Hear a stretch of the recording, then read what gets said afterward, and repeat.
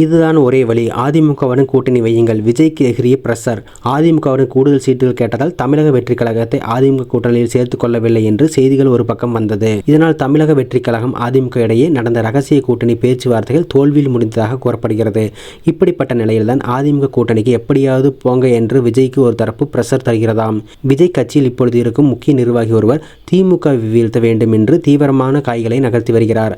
அவர்தான் அதிமுகவுடன் கூட்டணி வையுங்கள் என்று பிரஷர் போட்டு வருகிறார். நமக்கு வாக்கு வங்கி உள்ளது, ஆனால் கூட்டணி இல்லாமல் போனால் திமுகவிற்கு தான் சாதகம். சீமான் கூட்டணி வைக்க மாட்டார், பாஜகவுடன் கூட்டணி வைத்தால் அதிமுகவிற்கு சிக்கல் என்பதால் அதிமுக யோசிக்கும். அதிலும் இந்தி திணிப்பு விவகாரத்தால் அதிமுக பாஜகவுடன் போகாது. எனவே எதிர்க்கட்சிகள் அதிமுக, சீமான், பாஜக என்று தனித்தனியாக பிரியும். இதில் நம்ம தாவேக கட்சியும் பிரிந்தால் நிலைமை மோசமாகிவிடும். எதிர்க்கட்சி வாக்குகள் பிரிந்தால் அது திமுக வெற்றிக்கு சாதகம். இதனால் அதிமுகவுடன் கூட்டணி வையுங்கள் என்று விஜய்க்கு அறிவுரை வழங்கியுள்ளாராம் அந்த புள்ளி. இந்த நிலையில்தான் தமிழக வெற்றி கழகம் குறித்து அதிமுக பொதுச் செயலாளர் எடப்பாடி பழனிசாமி சர்வே எடுத்ததாக கூறப்படுகிறது. தமிழக வெற்றி கழகத்தில் மொத்தமாக கூட்டணி தொடர்பாக 2 விதமான கருத்துக்கள் நிலவுகின்றன.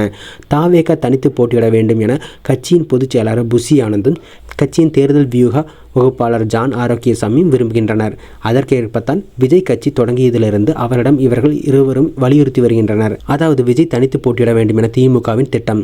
அரசுக்கு எதிரான அதிருப்தி வாக்குகள் சிதற வேண்டும், திமுக கூட்டணி உடைந்து விடக்கூடாது என்பதால் தான் விஜய் தனித்து போட்டியிட திமுக திட்டமிடுகிறது.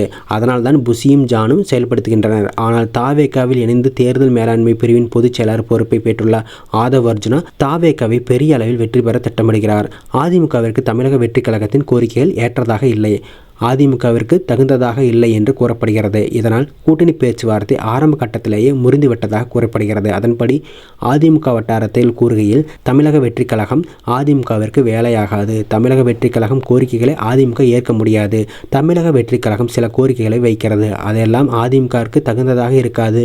117 இடங்களை தமிழக வெற்றி கழகம் கேட்கிறது, பாதிக்கு பாதி இடங்கள் கேட்கிறார்கள், 2.5 வருடங்கள் நாங்கள் ஆட்சி, அதன்பின் 2.5 வருடங்கள் நீங்கள் ஆட்சி என்று அதிமுகவுடன் தமிழக வெற்றி கழகம் பேசியுள்ளது என்று கூறியுள்ளதாக தெரிவிக்கின்றனர். இந்த நிலையில் தான் தமிழக வெற்றி கழகம் குறித்து அதிமுக பொதுச் செயலாளர் எடப்பாடி பழனிசாமி சர்வே எடுத்ததாக கூறப்படுகிறது. விஜய் தரப்பு எடப்பாடி தரப்பிடம் பேசுகையில், எங்களுக்கு பெரிய பலம் உள்ளது, முக்கியமாக 15% மேலுள்ள வாக்கு வங்கி உள்ளதாக எங்கள் சர்வே சொல்கிறது, அதனால் 117 இடங்கள் எங்களுக்கு தேவை என்று விஜய் தரப்பு பேசியிருக்கிறதாம்.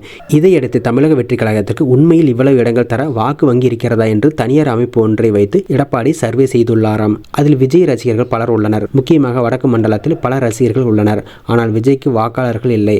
அதாவது ரசிகர்களாக இருப்பவர்கள் வாக்காளர்களாக மாற விரும்பவில்லை. விஜயின் வாக்கு சதவீதம் 10க்கும் கீழ்தான் இருக்கும் என்று கூறப்படுகிறது. இதனால் கூட்டணி பேச்சுவார்த்தை ஆரம்ப கட்டத்திலேயே முடிந்துவிட்டதாக கூறப்படுகிறது. சமீபத்தில் விஜய் சந்தித்த பிரசாந்த் கிஷோர், திமுகவை வீழ்த்துவதுதான் உங்கள் லட்சியமெனில் அதிமுகவுடன் கூட்டணி வையுங்கள், தனித்து போட்டியிட்டு கணிசமான வாக்குகளை உங்கள் கட்சி வாங்கலாமே தவிர வெற்றிக்கான உத்தரவாதம் கிடையாது, வெற்றி இல்லாத எவ்வளவு வாக்குகள் வாங்கினாலும் அதன் பயனில்லை, ஒருவேளை நீங்கள் தனித்து போட்டியிட்டு திமுக ஆட்சியை தக்க வைத்துக் கொண்டால் அடுத்த 5 வருடத்தில் உங்கள் கட்சியை சின்ன பின்னமாக்கி விடுவார்கள் திமுகவினர் என்றெல்லாம் யோசனை தெரிவித்திருக்கிறார்.